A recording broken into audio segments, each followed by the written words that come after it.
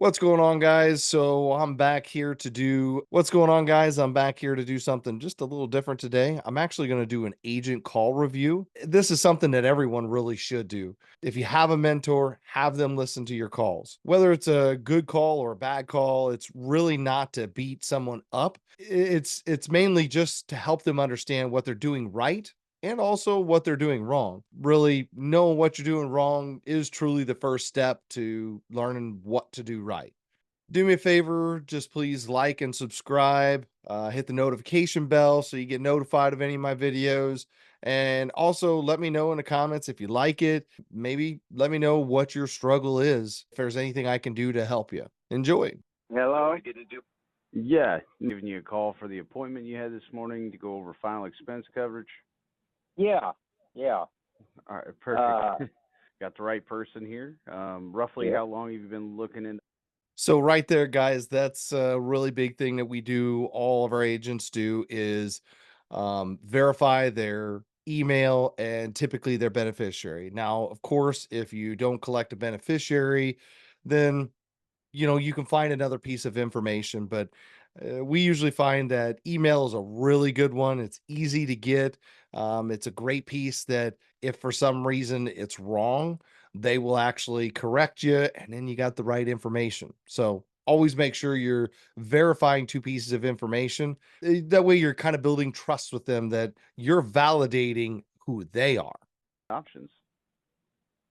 Well, I've got one right now, but I'm not real pleased with it because I think it's way too high. Okay. Okay. Who's the policy that you have that through? It's through. Okay. And is that like a term policy or a whole life policy? It's basically just. I don't know that he really ever explained that too much. Basically, what we sit down figured out what it would take to bury me. Okay. I know that typically likes to set up term life policies, but I mean, you know, I haven't looked at their policies right now, and I obviously don't have yours right in front of me, so I wouldn't be able to Yeah, tell for sure. yeah. Uh, Okay, so I'll pause it right there. So one huge thing that he missed is he doesn't even know whether he's got term or whole life. And it could be either. We really do not know. There's a couple different ways that you can go about finding that out, either by calling the company or having the client actually get the policy out. Now, since you're not in person, having them get the policy out is like them trying to read Chinese to you, oftentimes. So call the company, find out what they actually have, and truly be inquisitive, right? But find out the facts. Later on in the call, they talk about there is no 2-year wait period. Does he actually know that? I mean, it's possible, but you should be asking the company these questions. So, very, very important detail. If you don't know if they have term or whole life, then how are you comparing apples to apples? One of the recommendations that I would have for this particular agent is when it comes to the client bringing up what they currently have. The agent did a great job asking, so how long have you been looking? And this oftentimes will get major details out right away. And like this guy, he's willing to spill the beans immediately, which is great. But you also have to be careful with how much information you're trying to get right out the gate, right? You want to find some information out, but you don't want to try and figure out their life story. So, what I would have done is I would have, started off by asking, okay, how long have you been looking? And then he tells me he's got something and he's trying to find something cheaper. So, you're looking for something cheaper. Perfect. I use this actually as a trust building opportunity of, hey, look, I want you to know, Mr. Jones, whenever it comes down to it, my goal is if we can find you something cheaper that makes sense, absolutely. If we can't, no harm, no foul. I'm just here to give you a second opinion, right? Use that opportunity to build a little bit of trust. So, going into how much it is, who it's with, and how much coverage he's actually got really is not important right now. We need to really figure out, why does he want something cheaper? How long has he been looking for something cheaper? I How don't much know. is the coverage for? I'm sorry. Uh, I think with them I went for like $15,000. Okay. So yeah, the Like amount I said, like that most likely. yeah, like I say, it just to make sure that when I go, that the brunt of the expense won't be on my kids to put me in the ground. Okay. Yeah, that's awesome. There's a lot of people who don't think that way, and then they end up making it their family's problem. Am I right? Yeah, I wouldn't have thought about it except for 2 years ago my wife passed away and her Mm. mother ended up paying for because we didn't have a backup plan. So right there is another key detail of this guy is spilling his whole life story, which is great. But you have to make sure that you're using that information throughout the call. It's kind of one of those things that if you're using all your shots right in the beginning, you're likely to kind of miss the point. Especially in this case, the client's not going to really hear everything all at once. So you want to make sure that you kind of spread it out through the call. Really figure out exactly what the client is going for. Did a great job. So the agent did a great job explaining, or basically telling the client that, hey, look, it's a good thing that you are looking into this, because a lot of people are willing to make it someone else's problem. So great job there, but definitely want to hone in and listen to what the client is telling you. And not that we're going to use it in a bad way, but you want to have ammo to show how important it is. So after Mm, that, I got to thinking I got to do something because I can't leave this to the kids. yeah, that's.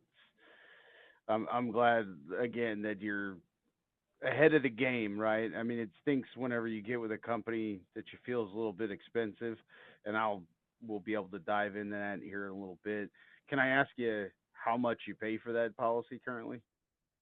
Another thing that I forgot to point out is, this agent was talking about what he can't do, or what maybe he doesn't know. And the worst thing you want to do is sit there and talk about what you can't do actually. It just paints a bad picture. So rather than saying I won't be able to do this, say, okay, perfect. So what I'm going to do is try to figure out what the best option is for you. $109 a month. That does seem a little bit much, but I don't quite know. Let's see here. You were born in 55. Okay. Again, don't start talking about how it seems like it's too much. It's way too early. Less than we're about 3 minutes into the conversation, and we're already talking about price and what we can or can't do. Honestly, there is no way to know if you can or can't help this person in this situation.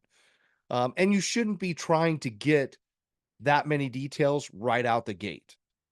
So you have to get the ammo to be able to explain what you can do. 55. So, okay. Yeah, I'm And 60, sorry, what 68 years old. I say I'm 68 years old. was there any type of waiting period that came with that policy? No. Okay, well that's good. That's good. Let's see here. And you've got a height here of 5'7" and a weight of 145. Uh-huh. Okay. All right. Well, before we get too far here, I'm kind of leading the cart before the horse here. But again, my name's and obviously I'm a licensed broker, and there's about 39 companies, and I just shop them all to get you qualified for the best rate. Does that make sense? That that's what I'm after. Okay. So fantastic that he got to this. Unfortunately, it really should have been much earlier on in the call. Probably somewhere in the 1.5 to 2 minute mark is when he should have brought this up. So, when it comes to letting the client know how you can help them and everything, the guy clearly stated, "Great, that's what I'm looking for." So you want to make sure to ask those or bring that up earlier on, so that way you're not letting them drone on too long. So the conversations about uh, we're almost 4 minutes in now, and you really want to get to this point a little bit sooner, especially since he's given you so much information. Find this information out along the call so that way you can pepper in each stage of the script. Perfect. All right. I'm not sure. It, You got to be it close to my side of the fence though over here because I'm right here. All right. So you're paying 109 right now for the 15. So I just skipped through a whole bunch right there, where they were going back and forth about the agent was close and basically somewhere within the same state and how far away they were from each other. And in all honesty, as great it is to have a conversation with somebody, it is very unproductive, unfortunately, to have this long of a conversation with somebody, especially about where you live. It's one thing to make a passing kind of comment, but it's definitely not necessary to go on and on, basically drone on, unfortunately. So, and I will tell you that I've actually got a really good video that's just putting you right in the friend zone. So, if you haven't seen it yet, go check out my friend zone video. It's perfect for a situation just like this. You do not want to become their friend, at least not in the beginning. After you've made the sale, you can deal with that. But before you've made the sale, before you've really gotten to figure out whether or not you can help this person, you do not want to be put in the friend zone. I know what your goal is. You're trying to make sure that, like a good dad, you're trying to make sure that you don't leave your kids high and dry. yeah. Um, and so the 109 gives me an idea already of a budget. Normally, Do want to point out that's another great job by reiterating what the client is looking for. I try to be a little more smoother with it throughout the call, but it is always good to humor the client, flatter them a little bit to let them know that, look, you've done a good job. You are a great dad. You care about your kids and you don't want to leave them with this burden. That's a great thing to do. Now, I will say when someone already has coverage, they already know how important it is. So you definitely want to be careful how much you flatter them. But it is good to flatter a client because it makes a person feel good and they should feel good. They've made a good decision to go ahead and put something in place. Now you got to get to the point to try and see if we can help them. I would ask, what really does fit in your budget, but I entirely Well, understand what we're let's trying to put it do this here. way. I'm on Social Security alone. And I'll point out another thing right here. So he's talking about one of the questions throughout the script is, so what is your budget? We've got a whole process as to how we get the budget, but quickly mention that normally I ask for your budget. So the client doesn't know any better that what your normal process is. So you don't have to explain what you normally do or anything of that nature. Just go on about the conversation like you should. So there's no need to talk about budget other than asking, okay, so Mr. Jones, whenever it comes to 109, obviously that's not comfortable for you. So is there something specific you're trying to get to, or do you just want to save money, as much money as you can? I don't have any other kind of supplemental income, and my monthly is $1,460. Yeah, Well, then what you're I've got shooting for is for the 15,000, but hopefully cheaper than what, right? yes, Yes. Not a problem. That helps me focus because so often people want to tell me, well, you just tell me what price you got. Well, I can. No, There's a no, I billion just different numbers I can give you, you know. So I need something to exactly. work with, and this gives me the exact information that I need. Um, Yeah.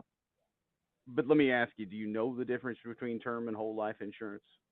Not really. Okay. I always like to just clarify so people know kind of more or less what we're working with as far as a whole life policy. So Okay. term is short for So again, the agent is explaining why he does things. There is no need to explain why you're doing it. Just do it. Just say, look, so I just want to make sure that you understand.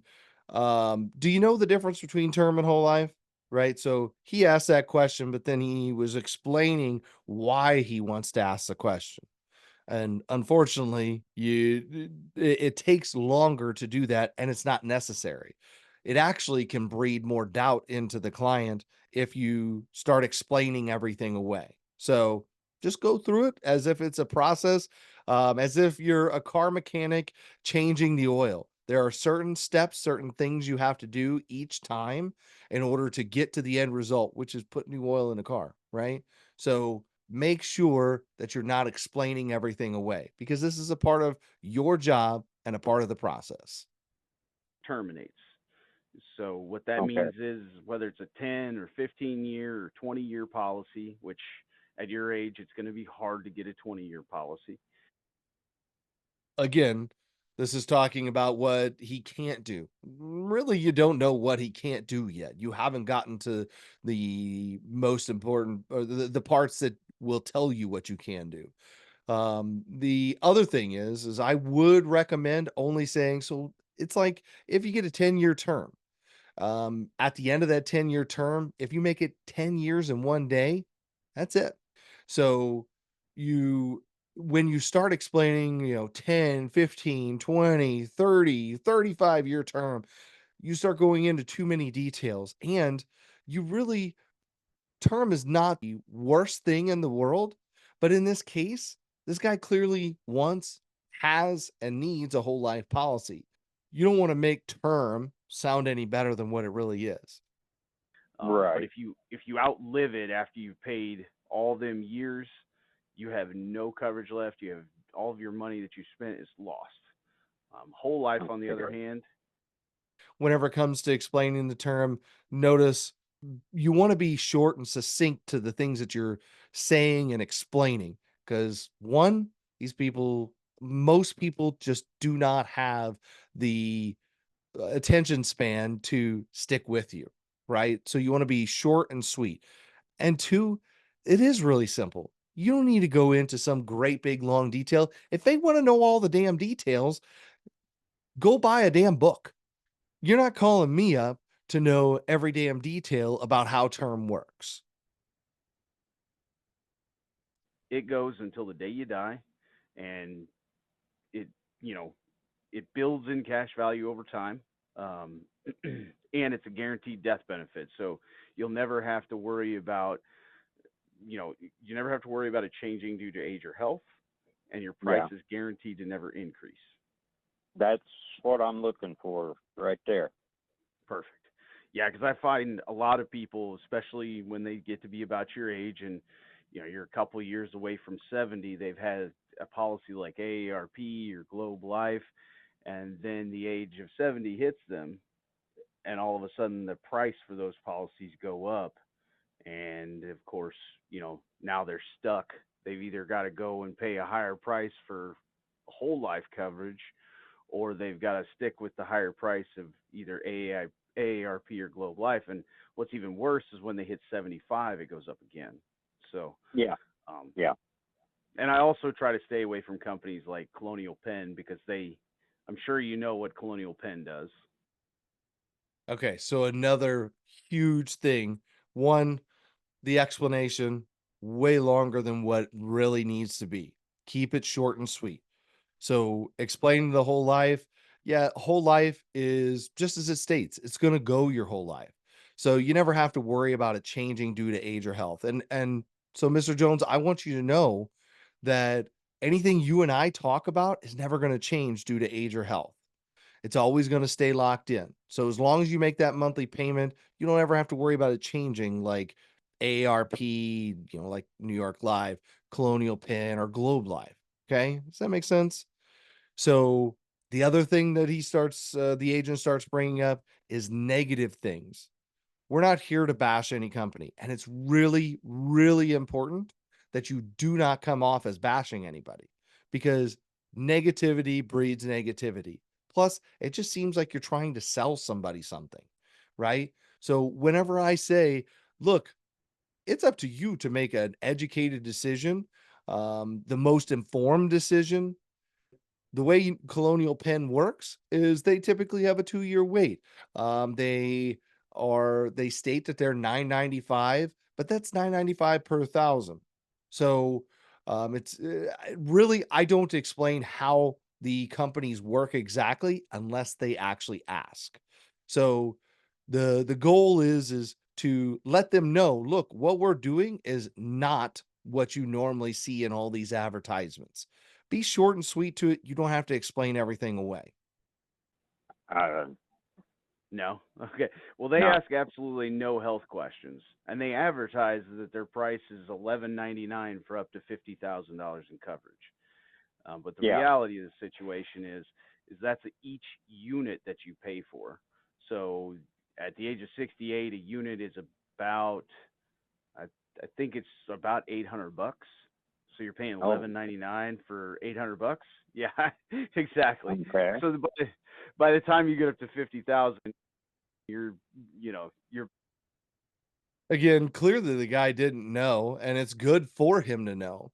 But the problem is the agent shouldn't be the one explaining it to him.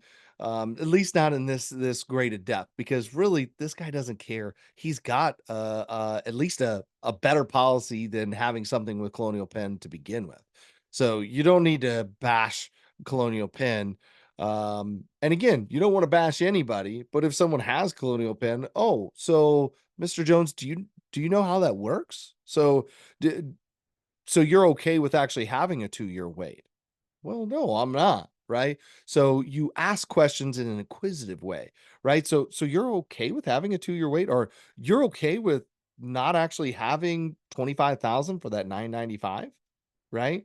And well, no, I mean I've got 10,000 and I'm paying $120. Oh, okay. That's no problem. So or is it o are you okay with actually overspending on the insurance, the amount of insurance that you have? better off putting the money in a savings account probably.